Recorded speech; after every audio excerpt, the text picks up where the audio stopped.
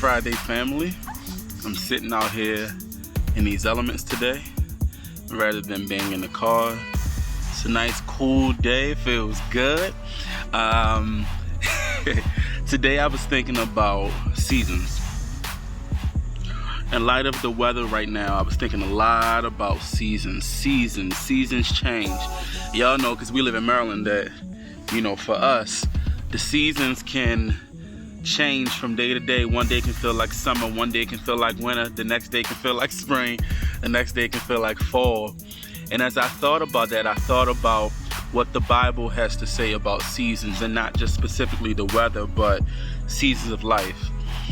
In Ecclesiastes chapter 3, let me see if I can see this here.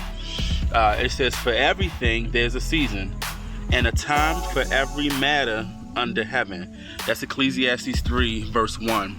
For everything there's a season, and a time for every matter under heaven. Today I want to encourage you that you're in the season.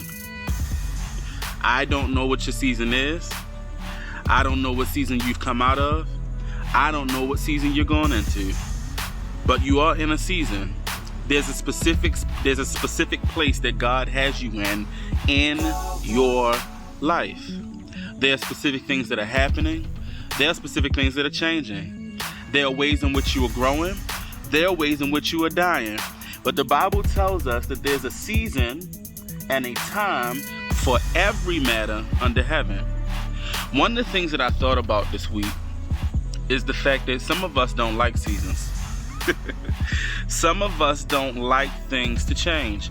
I'm one of those people that there are certain things that, let me not say it like that. It's not so much that I don't like change. I just don't like change that's outside of my control.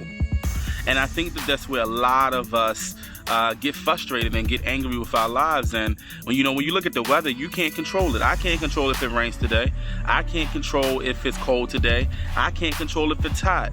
And that gets on my nerves sometimes. And the reality is life tends to function like that for us. You can't control when somebody leaves your life.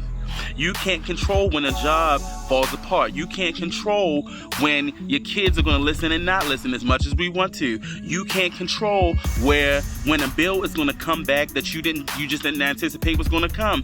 You can't control, and we can go ahead and add as many things to the list as we want to. But the Bible is telling us, even in those situations, in those seasons where we are out of control, that there's actually a time and there's actually a season for everything under heaven. So then what that means is there's never a place in time where you're in a place that you shouldn't be in. When I'm saying that, what I mean is, if we believe in the actual sovereignty of God, then we know that whether we are at war or whether we are at peace, He's in it with us.